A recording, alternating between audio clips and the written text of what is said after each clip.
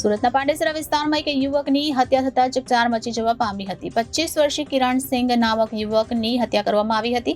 હત્યાનો ગુનો નોંધી આગળની તપાસ હાથ ધરવામાં આવી છે. તો સુરતના પાંડેસરા સિદ્ધાર્થનગરની પાછળ કચરા પ્લાન્ટ પાસે આ યુવકની હત્યા થવામાં આવી હતી. તો 25 વર્ષીય કિરણસિંહ નામક યુવકની હત્યા કરવામાં આવી હતી. મૃતક કરણસિંહને માથાના ભાગે બોથડ પદાર્થ વડે હુમલો કરી હત્યા નિપજાવવામાં આવી હતી તેવું સૂત્રો દ્વારા માહિતી મળી હતી. સુરતની પાંડેસરા પોલીસનો કાફલો અને ઉચ્ચ અધિકારીઓનો કાફલો ઘટના સ્થળ પર આવી હત્યાનો ગુનો નોંધી આગળની તપાસ હાથ ધરી છે.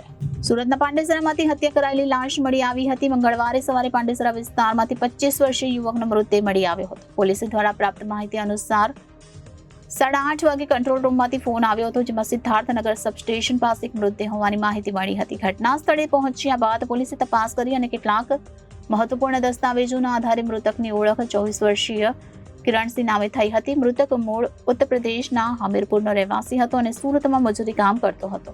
મૃતદેહને પોસ્ટમોર્ટમ માટે હોસ્પિટલમાં લઈ જવામાં આવ્યો હતો. તેને તીક્ષ્ણ હથિયાર વડે મારવામાં આવ્યો હોવાનું જાણવા મળી રહ્યું છે.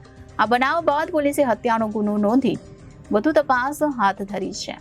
આમ સુરતના પાંડેસરા વિસ્તારમાં એક યુવકની હત્યા થતા ચકચાર મચી જવા પામી હતી. 25 વર્ષીય કિરણસિંહ નામના યુવકની હત્યા કરવામાં આવી હતી. તો સુરતના પાંડેસરામાં સિદ્ધાર્થનગરની પાછળ કચરા પ્લાન્ટ પાસે આ યુવકની હત્યા થવા પામી હતી. તો 25 વર્ષીય કિરણસિંહ નામક યુવકની હત્યા કરવામાં આવી હતી, જેમાં મૃતક કિરણસિંહને માથાના ભાગે બોથડ પદાર્થ વડે હુમલો કરી હત્યા નિપજાવવામાં આવી હોવાનું સૂત્રો દ્વારા માહિતી મળી રહી છે. તો સુરતની પાંડેસરા પોલીસે અને ઉચ્ચ અધિકારીઓનો કાફલો ઘટના સ્થળ પર પહોંચી અને હત્યાનો ગુનો નોંધી આગળની વધુ તપાસ હાથ ધરી છે.